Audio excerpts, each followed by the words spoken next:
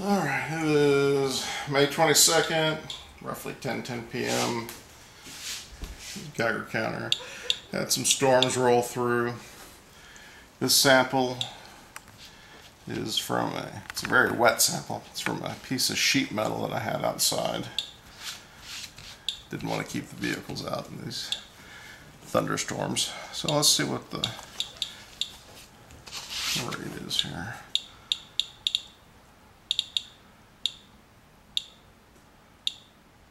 This is an extremely soaked sample too.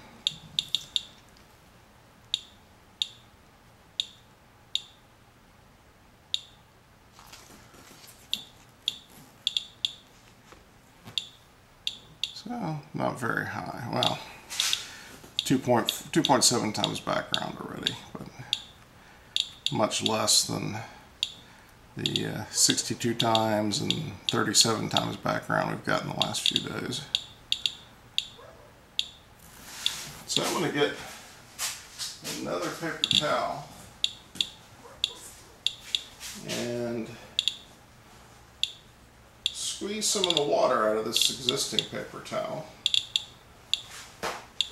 See if that changes reading today.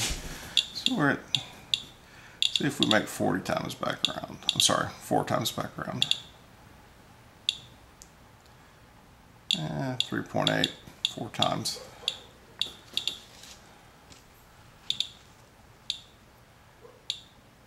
Down here. That spot's a little hotter.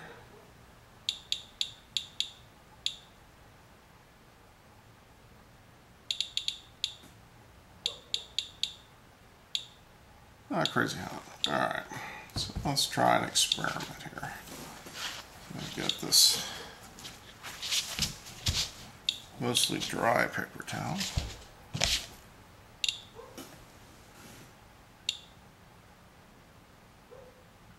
That's a 30-second moving average updated every 3 seconds, so it takes a little while to drop.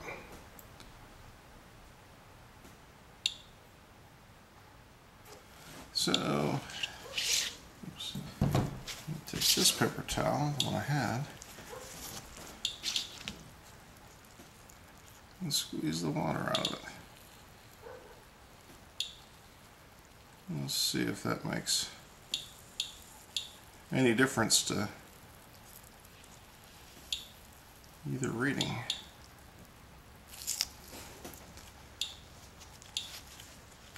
There's a dry paper towel, set that aside for a second.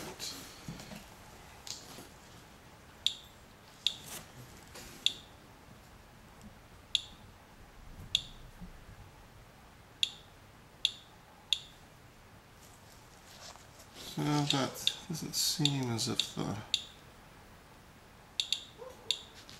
water itself is, at least the water filtered through the paper towel, is super hot.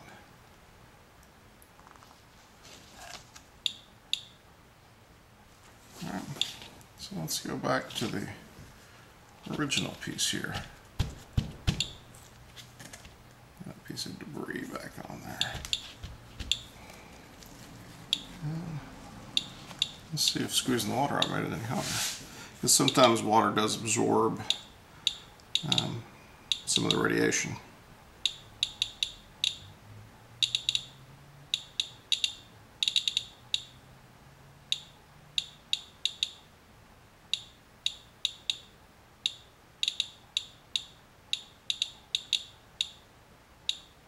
And what do you know? Squeezing out the excess water. So the water was absorbing either some of the alpha, beta, or gamma.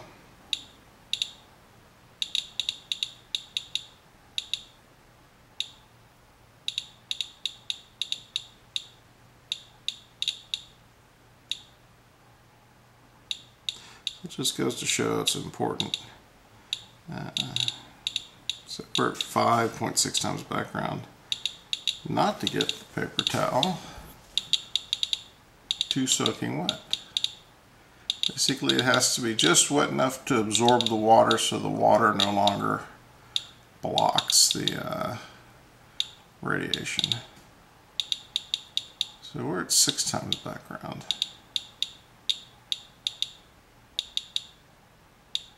See how it goes.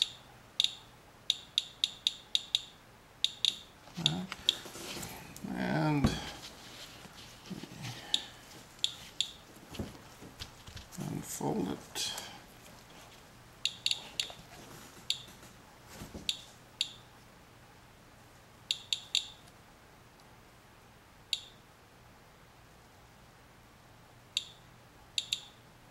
So the hot spot is not so much down there,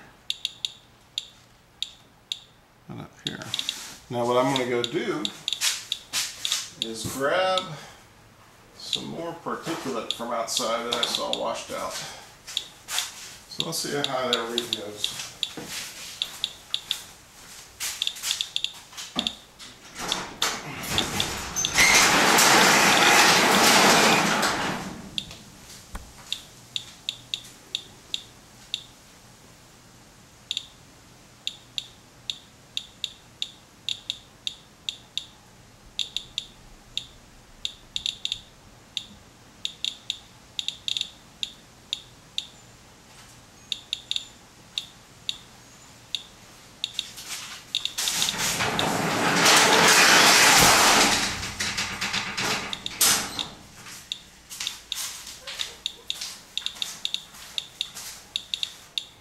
Still pretty hot there.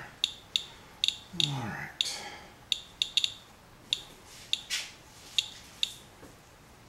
So let's just grab some rain-soaked debris here. Stuff that washed out of the gutters. And the gutters have been pretty clean.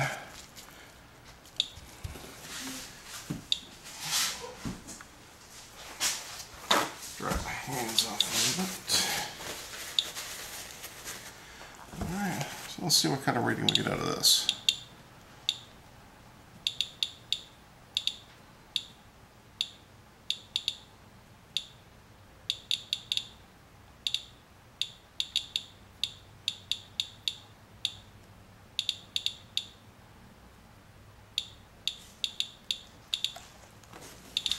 So what's interesting so far is that even filtering the water through a paper towel draws out a good portion of the radioactivity, at least out of the water. So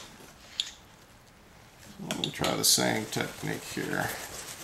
I'm gonna see if I can dry out some of this sample.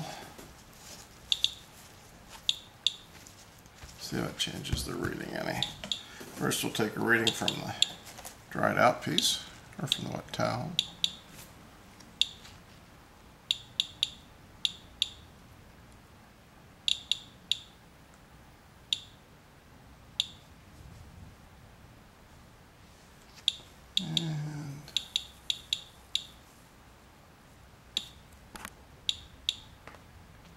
Still detecting something. Alright, so let's try the particulate here that I just soaked some of the water out of.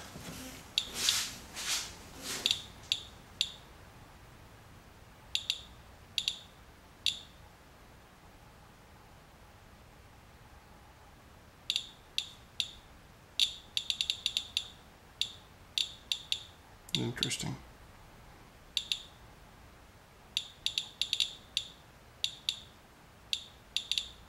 You listen to the difference in the little beeps there, you can actually sort of hear their probabilistic nature of the decay. Sometimes nothing happens, and other times you get bursts.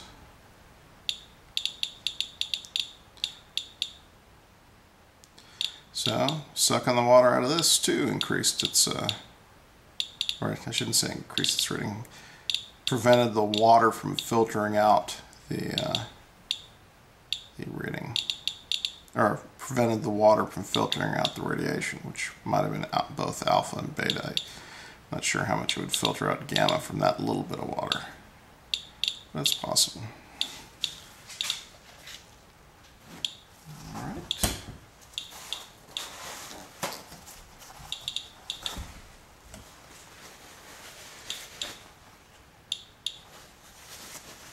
Just see if we can filter out draw out even a little bit more water out of this.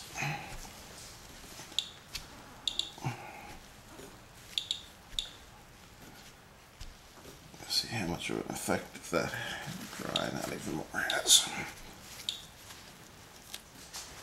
Alright.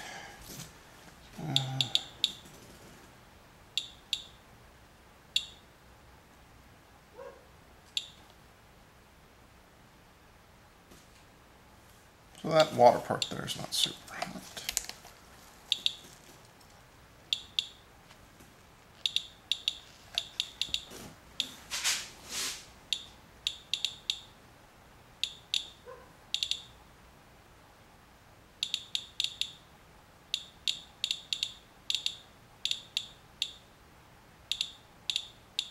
So it definitely sounds like more of the radiation is now getting into the Geiger counter.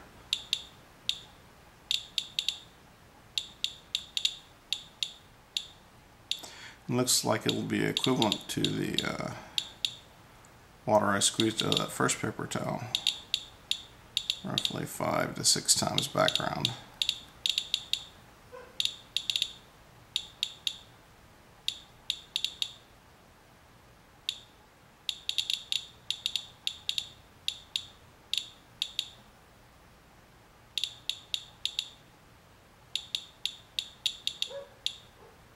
So this is an interesting set of tests to show the influence of excess water in the sample piece on the detections. All right.